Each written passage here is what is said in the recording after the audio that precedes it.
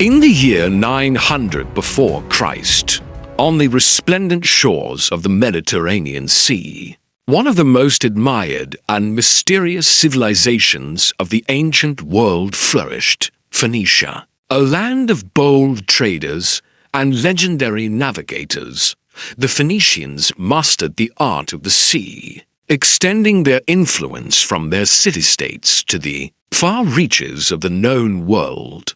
Among them all, to shone with special power, Tyre and Sidon, proud urban jewels of Phoenicia, imposing on the seafront, full of bustling ports, markets saturated with spices, gold and incense, and temples that exhaled the dark aroma of paganism. In those cities, opulence and idolatry were not opposites, but allies. Trade financed worship, and worship legitimized power.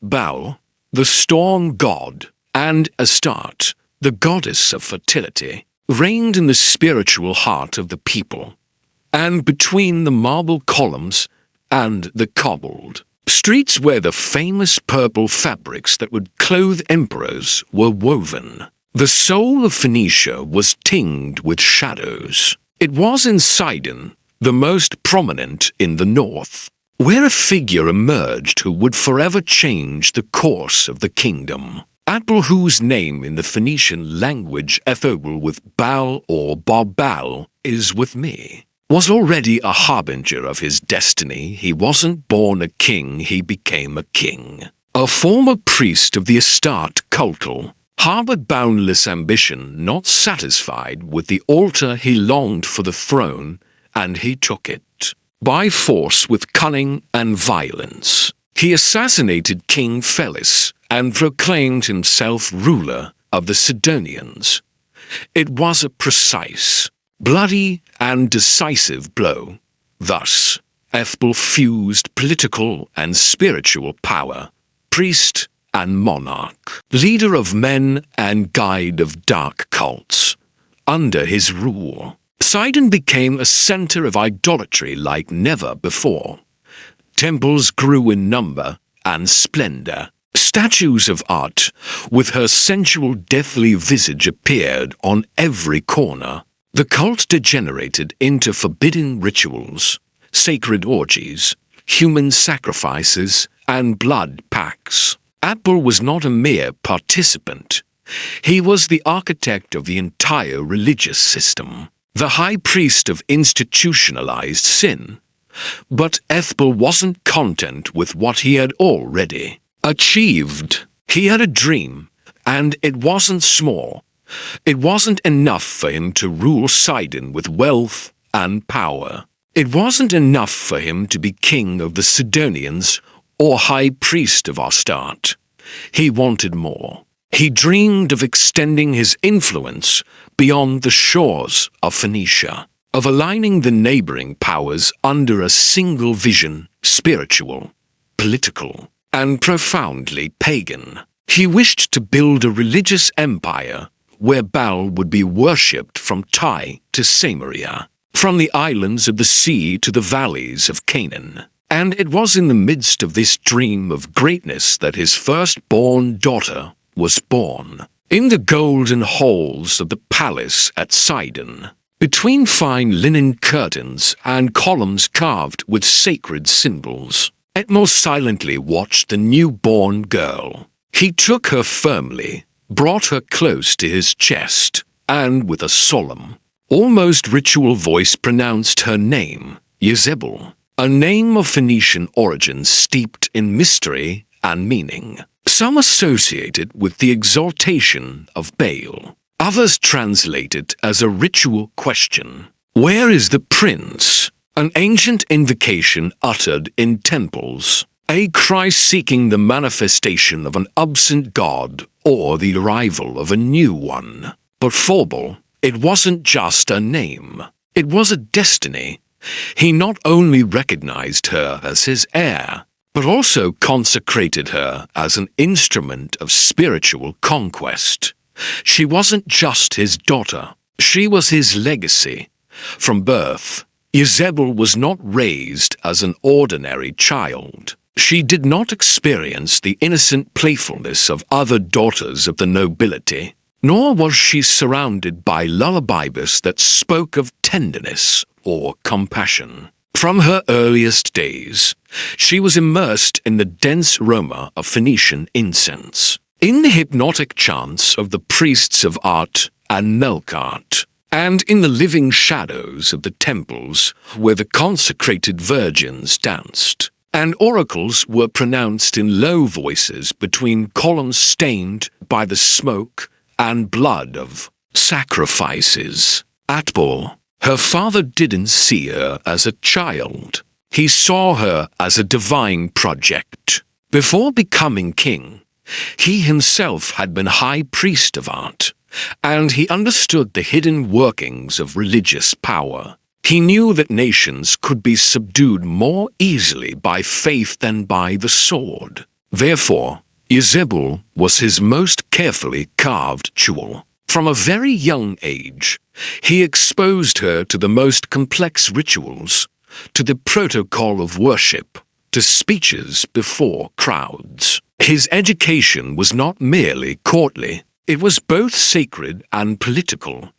He was taught the languages of merchants, the secrets of persuasion, the history of neighboring dynasties, sacred astrology, and the art of unarmed warfare. During her childhood, while other girls were learning embroidery or childhood songs, Jezebel observed sacrifices, listened to treaties, attended audiences and banquets, where ambassadors from Egypt, Hatti, and Tai discussed routes, ports, and alliances. His room was decorated with maps of the Mediterranean and effigies of ancient gods, and his nurse was a retired priestess who whispered dark tales to him about pacts between deities and kings. Jezebel didn't grow up to obey but to dominate. In her adolescence, her beauty began to inspire fear rather than admiration. She had a gaze that never wavered. Her eyes were like glowing embers contained behind a veil of elegance. His voice, trained in the songs of the temples, could both seduce and command. He did not raise his voice to impose authority. All he had to do was speak, and his father's advisors fell silent. His passage through the palace corridors became a ceremony. He knew when to show himself and when to disappear, when to smile and when to keep his face like marble. It was during those years that he began to weave his web of influence. In the heart of the Sidonian palace, he didn't do so by storming the halls of power. He did so by waiting, observing, slowly penetrating the circles where the fate of the kingdom was decided.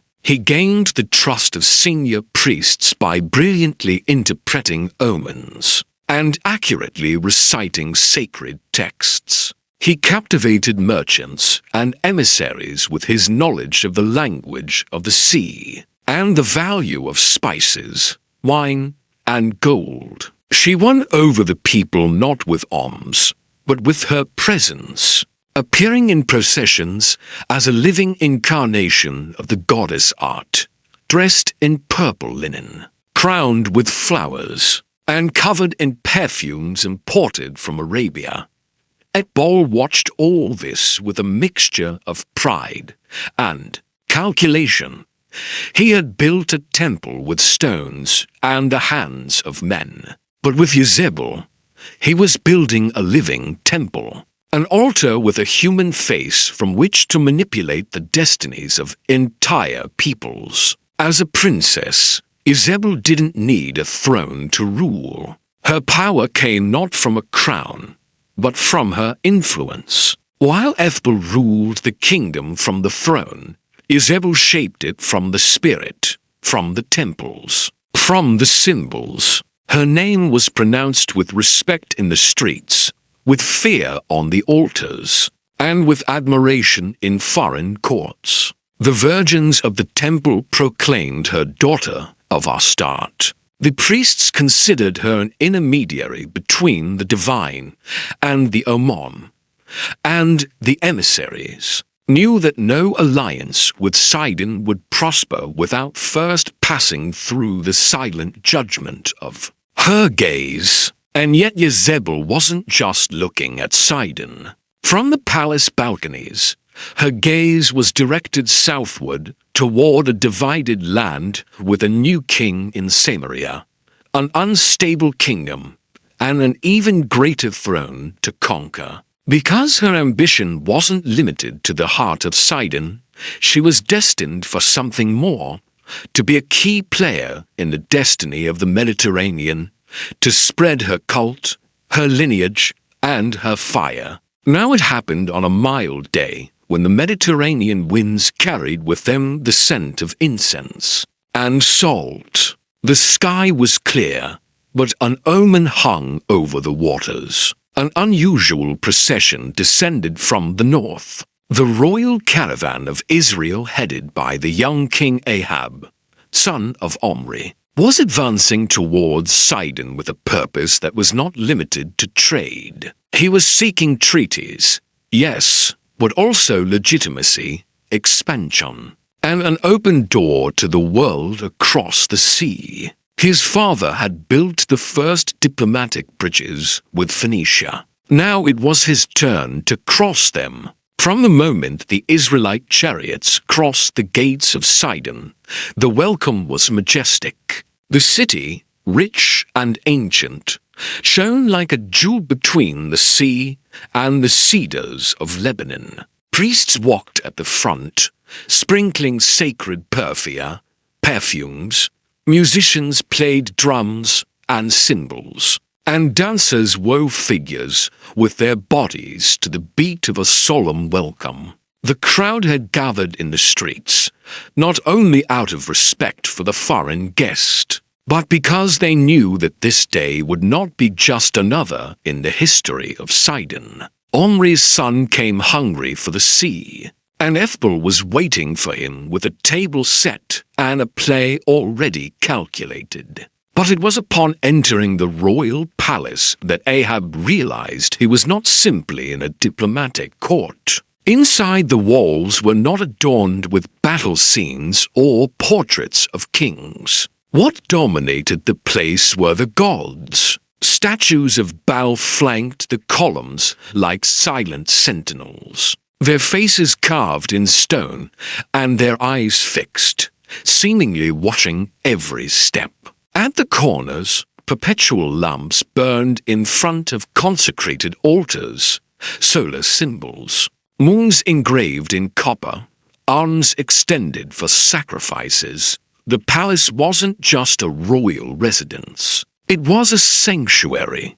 There, political power and religion intertwined like the roots of a single tree. Ethbal, dressed in a white tunic and a gold-embroidered mantle, descended from his platform with the dignity of a king and the authority of a priest. There was no excess in their greeting, but rather a clear recognition among equals. For 3 days, the negotiations proceeded at a meticulous pace.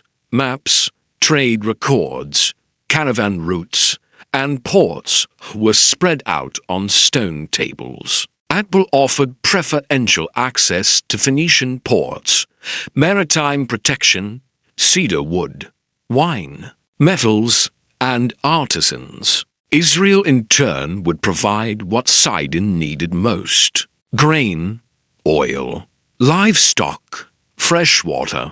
Both kingdoms had what the other lacked. A pact seemed inevitable. However, while the treaties advanced in the shadows of the columns and among the voices of the scribes, Ethbal waited for the opportune moment to reveal his true condition. He didn't just want a trade agreement. He wanted an irreversible union. And on the 4th day, during a banquet in one of the palace's inner gardens, when the cups were full and the incense formed a sacred cloud over the gathering, The Phoenician king spoke. King Ahab, he said calmly, the numbers are on the table. The routes are marked, the caravans are ready, but treaties signed in ink can be undone. If we want a pact that will stand the test of time, one that doesn't depend on kings or signatures, it must be sealed with blood, with true union.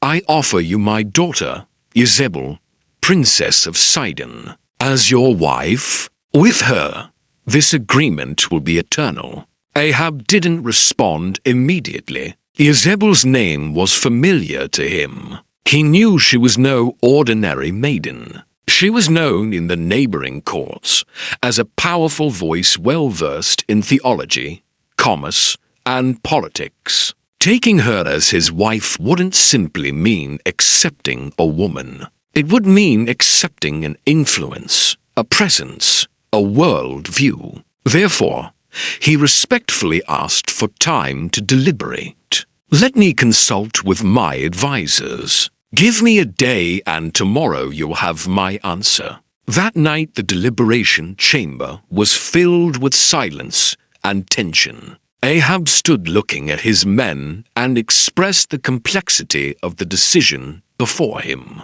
Sidon opens the gates of the sea to us. It offers us wealth, protection, and a future. But with Jezebel, something else comes. What will the prophets think? What will Elijah say? Upon hearing that name, the counselors exchanged awkward glances. No one dared deny the power of the prophet's voice. However, it was one of those closest to Ahab who broke the silence. Your Majesty, with respect, Elijah does not rule. You do.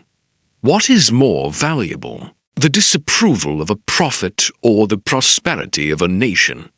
With this union, Israel will grow. Samaria will become a center of trade, a stable throne.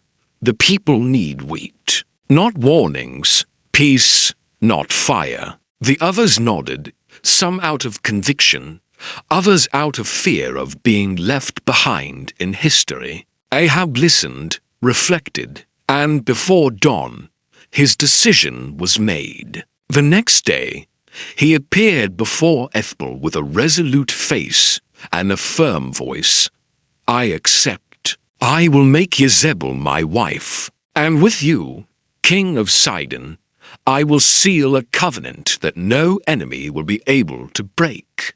Baal smiled faintly as if he had expected that answer from the beginning. He ordered the scribes to seal the treaties with red wax, and the priests invoked the blessing of the gods. Then with a solemn gesture he ordered the hall doors to be opened, and then she entered. Jezebel. She walked forward with a firm step, dressed in deep blue linen, embroidered with gold. Her hair gathered in long braids that fell like living crowns. He didn't come as a pledge of an agreement. He came as an equal, as a figure who knew who he was. His eyes met Ahab's. In that instant, without a word, they both understood that the pact would not only be between kingdoms, but between destinies. Ethbel took his daughter's hand and placed it in Ahab's. Here is Sidon, he said, in blood, in wisdom, and in fire. Treat her as queen, and your kingdom will be unshaken. Jezebel didn't speak, but her silence was louder than many speeches. She looked around as if she were already measuring the terrain. She knew it wouldn't be long before she left her mark. That afternoon, when the engagement ceremony was over and the palace halls were darkened, Ahab asked Ethbel for a moment alone with Jezebel. They walked together through one of the interior courtyards where marble fountains cascaded into pools surrounded by exotic flowers. The breeze carried the scent of the sea and the distant sound of seagulls. Princess, Ahab said, breaking the silence. Ever since I arrived in Sidon, everyone has told me about you, about your wisdom, your influence, and your faith. But tell me, what do you expect from this pact? Jezebel looked at him straight on with the same serenity with which she had entered the throne room. I hope it's more than a pact, my lord. I hope it's a kingdom where we both rule, each from his own stronghold. You know the sword and the field. I know the altar and the word. Together, we can make Israel a kingdom. The nations won't forget. Ahab nodded, intrigued by the confidence with which she spoke. In Israel, we worship Jehovah, the God of our fathers. Aren't you afraid that your faith in Baal will be frowned upon? Jezebel smiled faintly, a mixture of sweetness and defiance. I don't fear what I don't know, and I know that where there is prosperity, the people open their hearts. Let me take my altars and my priests, and soon Samaria will be stronger and richer than you ever dreamed. There was a moment of silence broken only by the murmur of water in the fountain. Ahab observed the gleam in Jezebel's eyes. It wasn't the gleam of a woman asking permission, but the gleam of someone who already felt part of what she was about to build. Then he said finally, "We will leave at dawn. Samaria will receive you as queen, and I," she replied without looking away, "will receive Samaria as my own." At dawn, the caravan began its return to Israel. It wasn't just a wedding procession. It was a diplomatic, spiritual, and political procession. Jezebel did not travel alone. She was accompanied by priests, musicians, scribes, images of Astarte, incense, sacred scrolls, and a retinue formed to establish altars, not just homes. Ahab led her with dignity, knowing that what was entering Samaria wasn't just a queen. It was an era. During the journey, the villages they passed through stopped their work to watch the procession. The peasants, intrigued by this woman of regal bearing and strange clothing, murmured among themselves. Some bowed in respect. Others looked suspiciously at the Phoenician priests who walked behind her. The rumor of their arrival spread faster than the caravan itself, so that when the walls of Samaria appeared in the distance, the people were already gathered at the gates to witness their entry. The capital welcomed the king with the blare of trumpets and drums. Soldiers cleared the way while the crowd pressed in to get a close look at the foreign princess. Their jewels reflected the sunlight, and the scent of their perfumes mingled with the dust of the road. There was astonishment on their faces. Some smiled at the majesty of the scene. Others frowned, wondering what the presence of a woman who did not belong to the people of Israel meant. When Ahab and Jezebel passed through the palace gates, the court was gathered to greet them. The throne room, lit by torches and bathed in light from the windows, was filled with murmurs. Then the king raised his hand and ordered silence. In a firm voice, he announced to the nobles, priests, and governors, "Today, I present to you Jezebel, Princess of Sidon. From this day forward, she will be my wife and your queen. With her rival, we seal an alliance that will bring prosperity and greatness to Israel." He had barely finished speaking these words when an uneasy murmur rose in the hall. Eyes turned toward the front door, where a man dressed in a rough camel's hair cloak and a leather belt entered unannounced. His steps were firm, and his eyes were like fire. Everyone recognized him. Elijah, a prophet of Jehovah. His voice resounded in the hall, cutting the air like a sword. "Is this what you will do, O King of Israel? Will you join your house with those who worship Baal and raise altars to other gods? You have been appointed to guide Israel in righteousness, not to give their hearts to idolatry. Do you forget that the Lord gave you this throne, and that He is the one who upholds your walls? No covenant can bring peace when the king's heart turns away from the living God. As the Lord lives before whom I stand, this covenant will bring weight and judgment upon your house."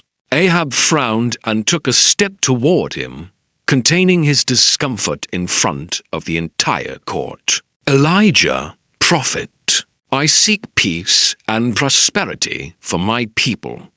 This alliance will open our doors to trade, strengthen our cities, and end the conflicts with the north. Does Jehovah take pleasure in poverty and isolation?" Elijah didn't lower his gaze. "The Lord delights in an upright heart, and I warn you, O king, what you think is gain now, you will soon see as loss. What now seems like strength will become a chain. You have opened the door, and through it will enter not only riches, but also foreign altars and hands stained with innocent blood." The silence was absolute. Jezebel, who until then had remained standing next to Ahab, turned her face and looked at him with a mixture of curiosity and disdain. "Who is this man who dares to speak to you like that on your own throne?" he asked in a low voice,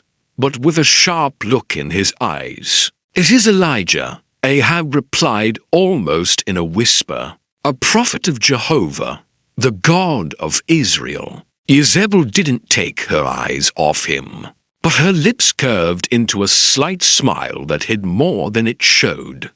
Then he said, "It will be interesting to see which of the two reigns in this land." Elias turned around and left without asking permission, leaving behind a heavy silence that neither the musicians nor the nobles dared to break. Ahab, regaining his composure, continued the presentation ceremony, but the prophet's words had already left a shadow in the air. The wedding took place a few days later in the royal courtyard, open to the sky and decorated with tapestries brought from Sidon and garlands of white and purple flowers. Israelite and Phoenician priests stood on either side while the people watched from the outer plaza. Ahab wore a scarlet robe with gold trim, and Jezebel wore a fine linen dress embroidered with silver threads that shone like water in the sun.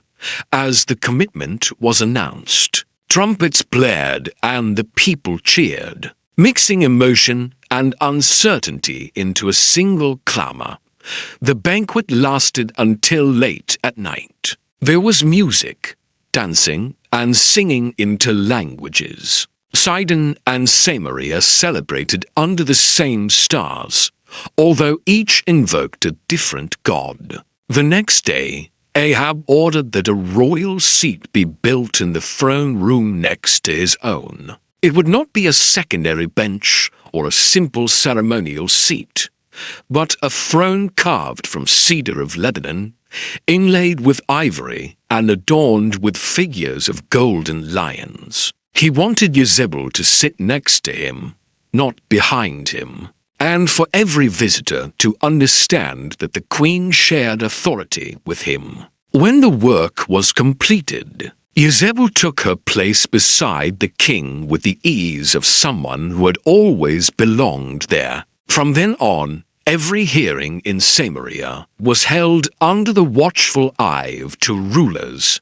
Ahab, heir to Omri, and Jezebel, daughter of Ethel, whose influence was beginning to spread throughout Israel. Their union produced 3 children mentioned in the Bible: Ahaziah, Joram, and Athaliah. The latter, following the same spirit of ambition and power as her mother, would come to reign over Judah. Now, Jezebel's first days in Samaria were ones of calculated observation. She didn't rush into sudden changes, but every step she took seemed to have a measured purpose. He presented himself generous, lied to the people, distributing gifts brought from Sidon, fine fabrics, exotic spices, jewels, and perfumes that had never reached the markets of Israel. This carefully planned gesture won the affection of many,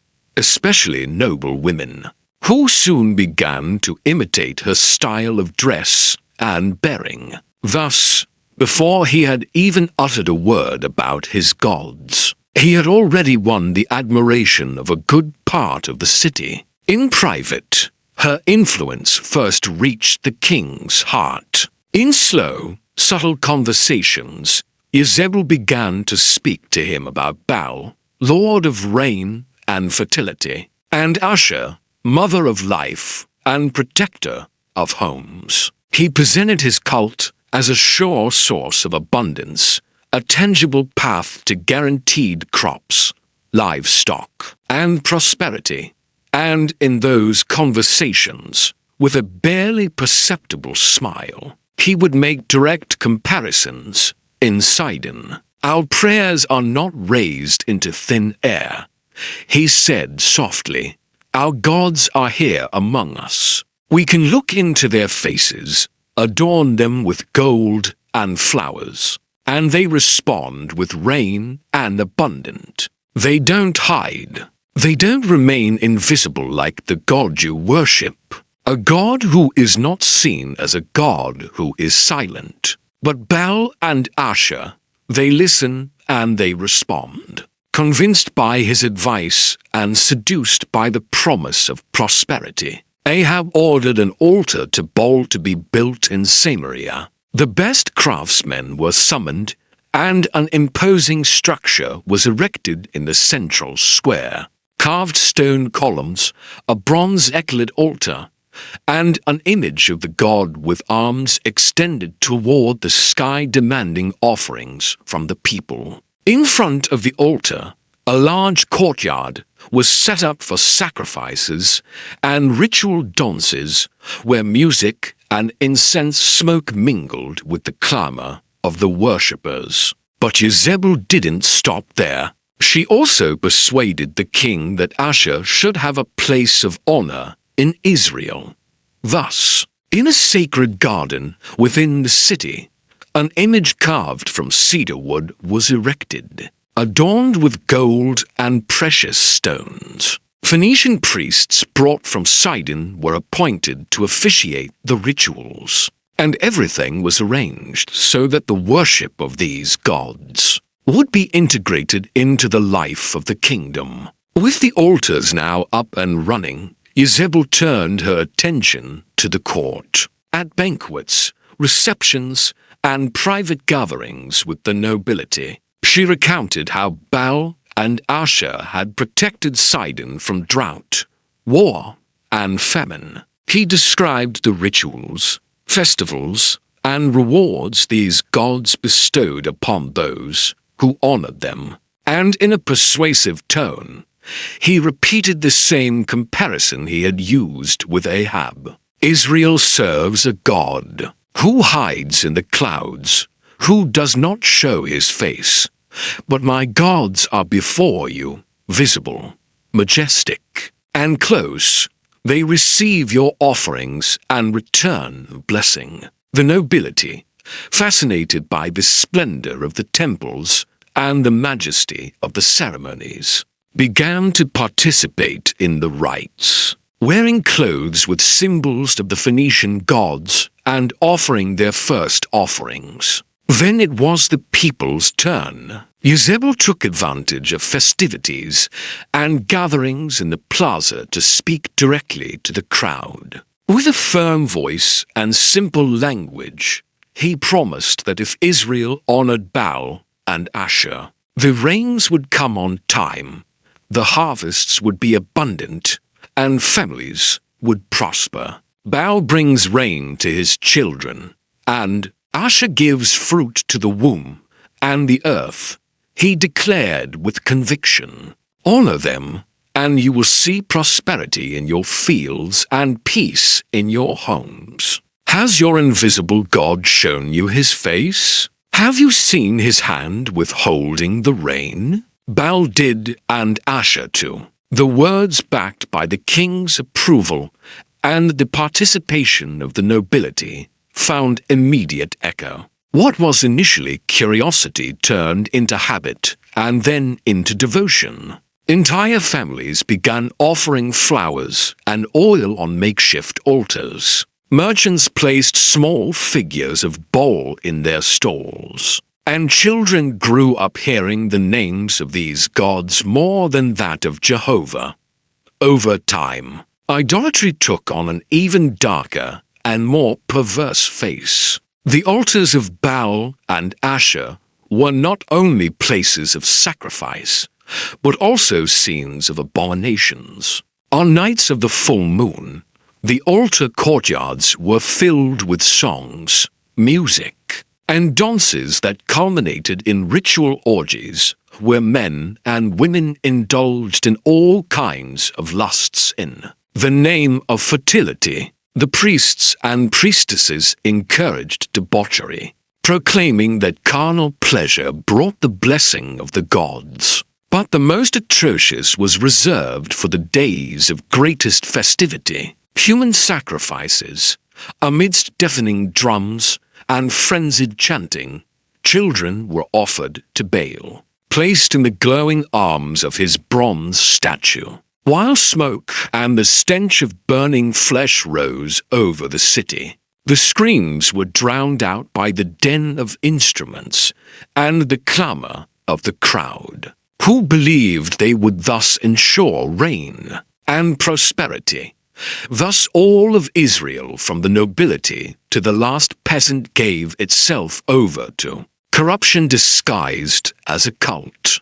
Orgies and sacrifices became part of the religious calendar, and the land that had been called to serve the living God was plunged under the shadow of foreign gods, covered in smoke, blood, and shame. It was then that a man's voice rose up in the midst of that darkness. The prophet Elijah, sent by Jehovah, traveled through villages, squares, and marketplaces, warning the people of the judgment that would come if they did not return to the God of their fathers. He spoke to them with the authority of one who does not seek his own glory, but eternal truth. Return to the Lord, the God of Abraham, Isaac, and Jacob, he cried.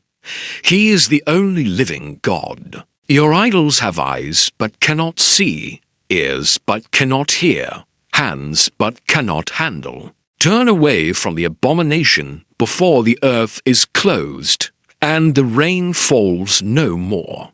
But his words fell like seeds on hardened ground.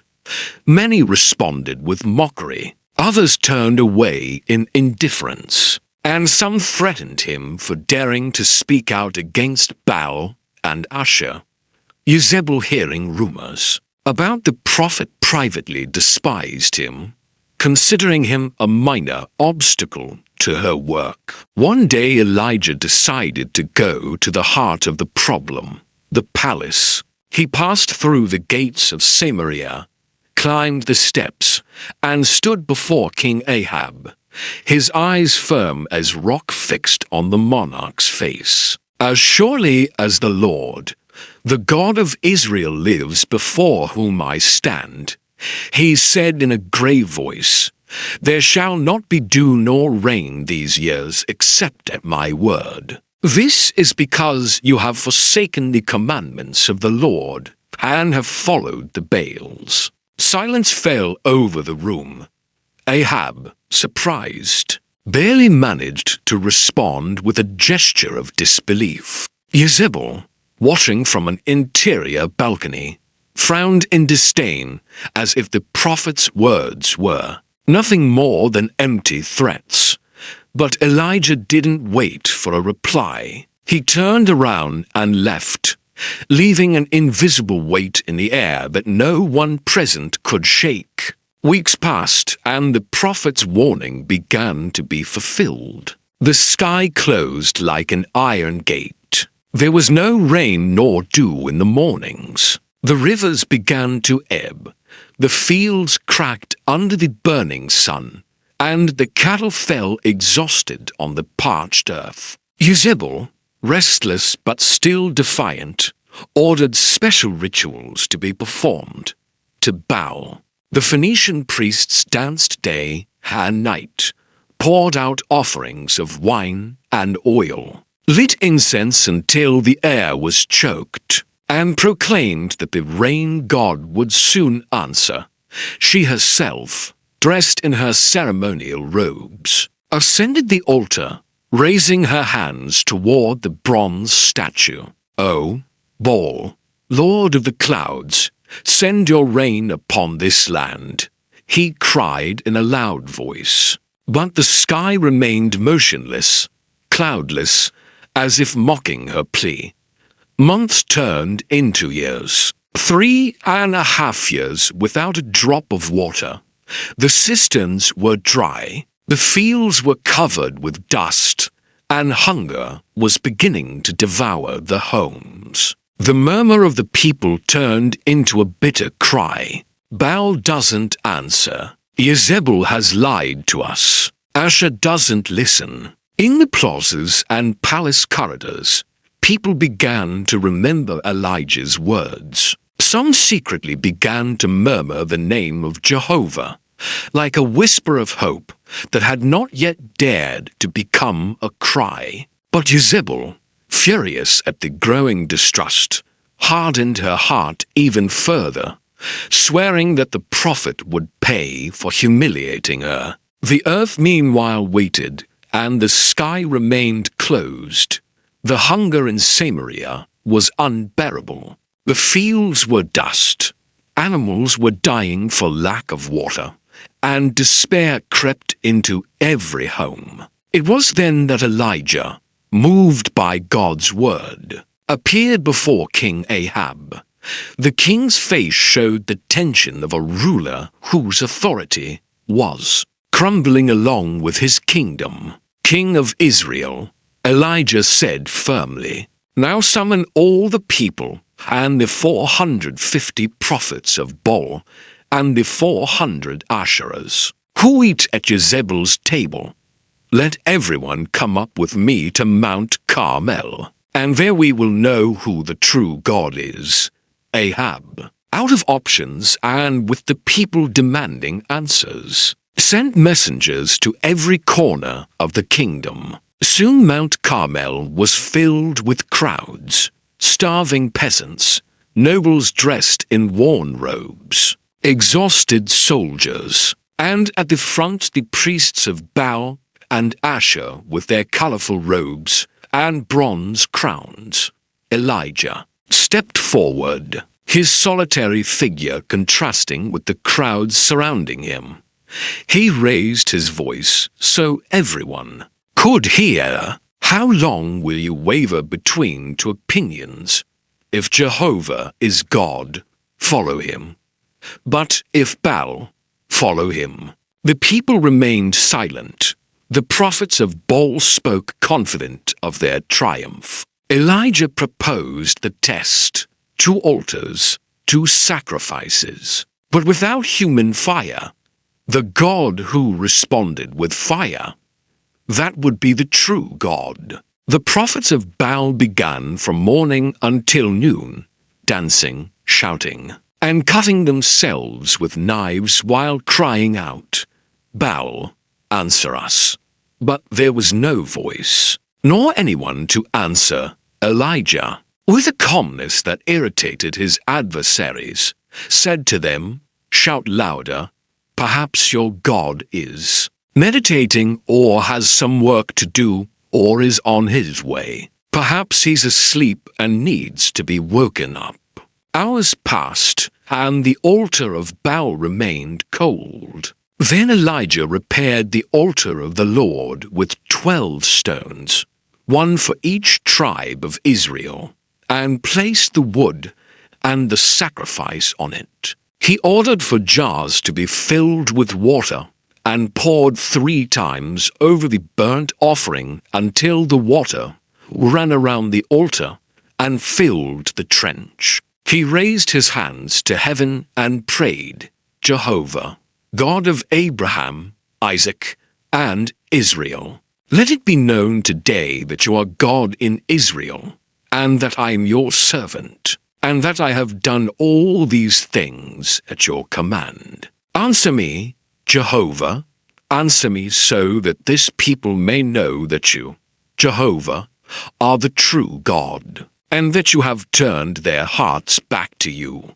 Then fire came down from the Lord and consumed the burnt offering, the wood, the stones, the dust, and even licked up the water in the trench. The people, terrified, fell on their faces, crying out, "Jehovah is God! Jehovah is God!" Elijah did not hesitate. "Arrest the prophets of Baal. Let none of them escape." They brought them to the Kishon Valley, and there Elijah slaughtered them. Then he went up to the top of Carmel, bowed down to the ground, and put his face between his knees. He sent his servant 7 times to look toward the sea, and on the 7th occasion he said, "I see a small cloud like the palm of a man's hand rising from the sea." Elijah stood up and said, "Go and tell Ahab, yoke your chariot and go down so that the rain does not stop you." And in a few minutes the sky darkened with clouds and wind, and a great rain fell upon the thirsty land. Ahab, soaked by the storm, hurried back to Samaria. The sound of his chariot wheels mingled with the crash of thunder, as if the heavens were trying to emphasize the moment. Upon arriving at the palace, he found Jezebel waiting for news. Her restless eyes searched the king's face for any sign of triumph. "Well," he asked in a tone that mixed curiosity and authority, "did Baal respond?" Ahab in a tense voice recounted everything that had happened, the humiliation of the prophets, the fire that came down from heaven on all the people, and how Elijah had slaughtered them on the banks of the Kishon River. Each word was like a blow. That further fueled Jezebel's anger. Her lips curved into a cold smile, and her eyes turned like steel. "May the gods punish me mercilessly," he said in a firm and cutting voice, "if tomorrow at this time I do not do with Elijah's life what he did with the lives of my prophets." The message was sent without delay. When Elijah received it, he felt the weight of the threat. He didn't need anyone to command him. His heart sank, and he decided to flee, not out of cowardice, but because he knew Jezebel wouldn't rest until he saw him dead. Now days passed, and although the drought had ended, the spiritual tension in Israel did not diminish. Ahab's heart, dominated by Jezebel, grew increasingly insensitive to the voice of Jehovah. It was then that a new episode revealed the extent to which the queen's ambition and cruelty would go. In Israel, next to the king's palace, there was a beautiful vineyard carefully tended by a man named Naboth. His vines were heavy with grapes, and his land had been handed down from generation to generation. Ahab coveted it, wanting to turn it into a vegetable garden for his palace. One day he approached Naboth and proposed, "Give me your vineyard to use as a garden, and I will give you a better one, or if you prefer its price in money." But Naboth, faithful to the law of his fathers, answered, "The Lord forbid that I should give you the inheritance of my fathers." Ahab returned to the palace dejected, starved, and with a gloomy expression. Jezebel found him like this, and in a tone of disdain said to him, "Are you now the king of Israel? Arise, eat, and be merry. I will give you Naboth's vineyard." Without waiting for a reply, Jezebel hatched a plan. She wrote letters in Ahab's name, sealed them with the royal seal, and sent them to the elders and rulers of Naboth's city. In them, he ordered a fast to be proclaimed, and Naboth to be placed in a place of honor, but to wicked men to be placed before him, who would accuse him of cursing God and the king. The sentence was implicit: death by stoning. So it was done. The people, deceived by the false accusation, took Naboth out of the city and stoned him to death. Upon receiving the news, Jezebel went to tell Ahab, "Get up and take possession of the vineyard that Naboth the Jezreelite refused to give you for money, for Naboth is no longer alive. He is dead." Ahab went down to take possession, believing the matter was closed. But Naboth's blood was crying out from the land, and God had already sent his prophet to confront the king. The sun fell obliquely on the rows of vines, bathing the leaves in gold and making the grapes shine like beads of blood. Ahab walked among the plants with silent satisfaction, stroking the branches as if they were newly won trophies. In the distance, a murmur distinct from the wind began to grow. Between the shadows of the olive trees, a figure moved forward with a firm step. It was Elijah, the prophet of Jehovah, the one whose word had closed the heavens and humbled the prophets of Baal on Carmel. Ahab's face hardened at the sight, but he didn't back down. Elijah stood before him, his eyes blazing with the certainty of one who speaks in the name of the Most High. "Have you found me, my enemy?" Ahab spat with a mixture of contempt and fear. "I have found you," Elijah replied, "because you have sold yourself to do evil in the sight of the Lord. Do you think Naboth's blood does not cry out from this land? Thus says the Lord, in the place where dogs licked Naboth's blood, dogs will lick your blood. Yes, yours." The silence weighed like lead. Elijah took another step, and his voice echoed like thunder over the hill. "Behold, I will bring evil upon you, and I will sweep away your descendants as one sweeps away dung, until there is not a man left in Israel of your lineage. And as for Jezebel, the dogs will devour her at the wall of Israel." Ahab swallowed, feeling each word sink into his flesh.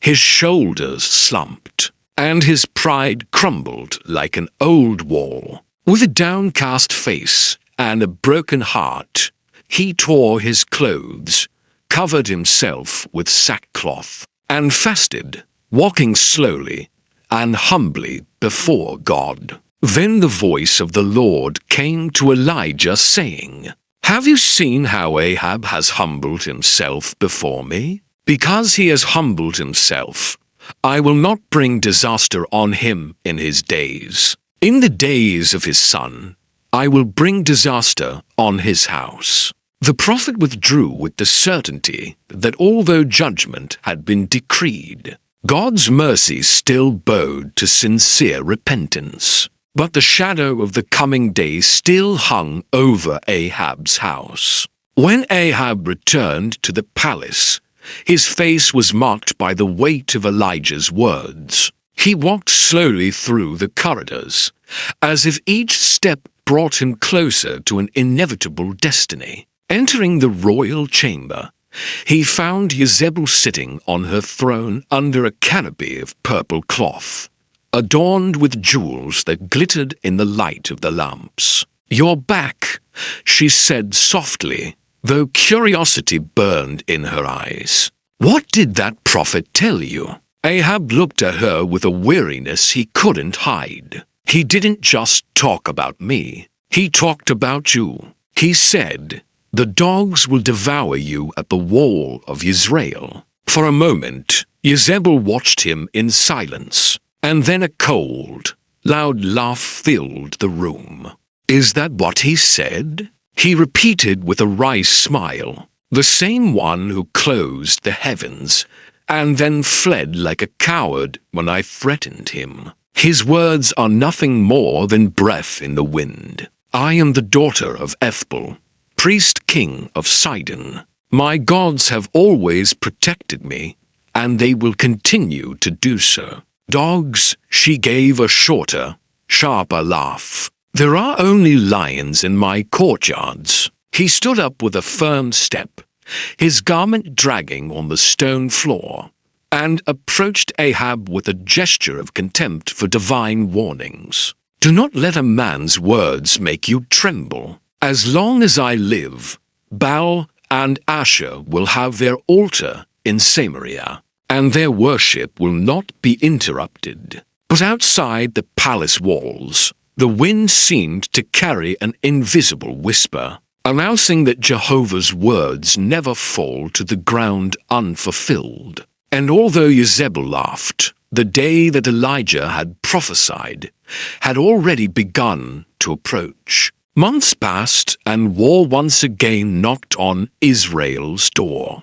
Syria, its longtime enemy, rose again, and Ahab, seeking glory for his name, decided to march to the battlefield with Jehoshaphat, king of Judah. Before leaving, the court prophets, men who only said what the king wanted to hear, assured him of victory. However, the prophet of Jehovah, spoke with a firm voice. The campaign would end in tragedy, and Ahab would not return alive. Even so, the king ignored the warning. He tried to cheat fate by disguising himself as a common soldier, thinking he would thus avoid the enemy's attack. Jehoshaphat, dressed in his royal attire, while Ahab mingled with the ranks.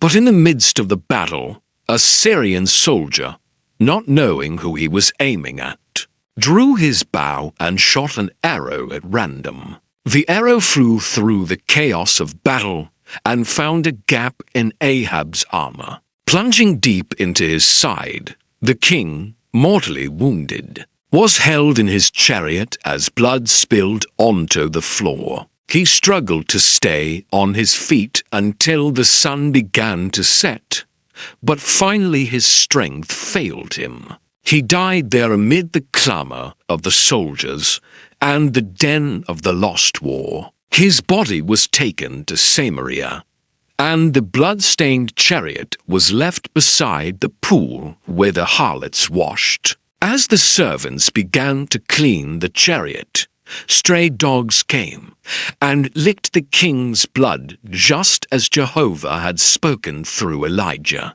The prophecy had been fulfilled. The house of Ahab had received the first sign of its fall, and although full judgment had not yet arrived, the echo of divine judgment resonated in every corner of Samaria, reminding everyone that the word of the God of Israel is immutable. When the news of Ahab's death reached the palace, Jezebel, still dressed in her queen's robes, remained motionless for a few moments. Her hands, adorned with gold rings, trembled slightly, but her gaze remained firm, as if she refused to accept that the randomly fired arrow had defeated her husband. Then a murmur escaped his lips. He remembered, though he didn't want to admit it, the words Elijah had said to Ahab about his end. That phrase about dogs and blood crossed his mind like an icy shadow. In a gesture that puzzled some of the servants, Jezebel dropped a black veil over her face and locked herself in her chambers. Muffled wailing and soft knocking against the walls were heard. He wept not with tears of regret, but with the rage of someone who feels his pride has been hurt. Her tears were not seeking Jehovah. They were seeking revenge against everything that represented the prophet. Who would announce that fate? After a few days, far from humbling herself before the God of Israel, Jezebel ordered a great sacrifice to Baal to be prepared. He ordered that the altars be adorned with flowers and fabrics brought from Sidon, that bonfires be lit, and that expensive perfumes be offered. He assured the court that Baal would give them strength to avenge the king's death and protect the throne. She even offered animals in abundance, and as if pain had made her more obstinate, she intensified her rites, repeating prayers and songs to her visible gods, the same ones that Elijah had unmasked on Mount Carmel. And so instead of the people turning their eyes to Jehovah, the queen strengthened idolatry even more. The throne that had belonged to Ahab passed to his son Ahaziah, a young man who was inexperienced and easily influenced. Queen Jezebel, with sweet words and subtle manipulation, incited to continue the same evil practices that had brought judgment upon his father. Under his advice, Ahaziah not only kept the altars of Baal and Asherah standing, but also renewed the pagan sacrifices and festivals, thus prolonging the corruption that had covered Israel. Eventually, an unexpected event marked the young king's course. As he walked through the upper room of his palace in Samaria, a window lattice gave way and fell heavily to the floor. The fall left him severely injured and bedridden. Rather than seeking the God of Israel, he sent messengers to consult Baal-zebub, the god of Ekron, wanting to know if he would recover. But the Lord, seeing the stubbornness of their hearts, sent Elijah to intercept them, and the prophet with a firm and unhesitating voice declared, "You will not get up from the bed to which you have gone up, but you will surely die." The divine decree was carried out exactly. A few days later, the young king breathed his last, and the news of his death spread throughout Samaria like a sharp blow that froze the air. Jezebel, dressed in mourning, wept loudly, not out of regret, but out of frustration at seeing the lineage she had sought to consolidate. Broken, even through tears, her heart remained hardened, clinging to the gods who had not saved her son. After Ahaz's death, the throne remained vacant. His brother Jehoram, another son of Jezebel, came to power, and like a cycle that repeated itself tirelessly, the queen made sure that he too walked the same crooked path as his predecessors. He instilled in him the same worship of Baal, the same contempt for Jehovah's commandments, and the same pride that had sealed the fate of his house. Thus, idolatry remained alive, corruption deepened, and the shadow of Jehovah's judgment continued to extend invisibly, but inevitably over the house of Ahab and over all Israel. During his reign, tensions with Syria intensified and armed conflict became almost constant. It was during one of these military campaigns at Ramoth Gilead that Joram was seriously wounded by enemy arrows. Retreating from the front, he sought refuge and recovery in Israel, unaware that there the judgment that Elijah had prophesied against his house was about to be fulfilled. Yahu, commander of the army, had been secretly anointed by a messenger of the prophet Elisha with a clear mission to destroy the house of Ahab. With the error of divine command in his heart, Jehu marched resolutely toward Israel. When Joram, still weak and convalescing, rode out in his chariot to meet him, he asked, "Is there peace, Jehu?" The answer was a blade that cut through the air. "What peace? While the fornication of your mother, Jezebel, and her many sorceries continue." At that instant, Joram understood that this was not a diplomatic meeting, but his sentence. He turned his chariot to flee, but Jehu drew his bow tightly, and with a single well-aimed shot, the arrow pierced his back and exited through his heart. The king collapsed in the chariot, his blood splashing onto the planks of the vehicle. Jehu ordered his captain to throw the body into the field of Naboth of Israel, remembering the words of Jehovah given to Elijah years before that in that same place. The blood of Ahab and his descendants would be shed. Thus, the Lord's words were fulfilled to the letter.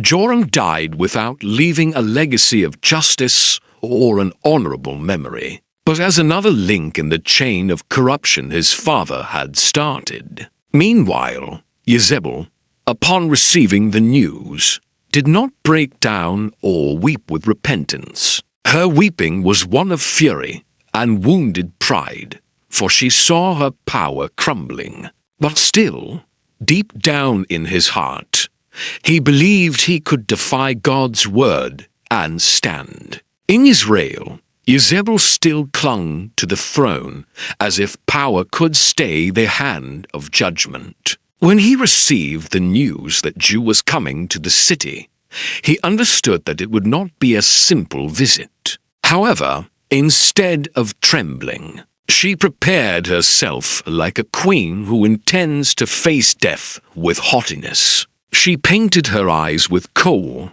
arranged her hair, and placed on the most imposing crown she still had.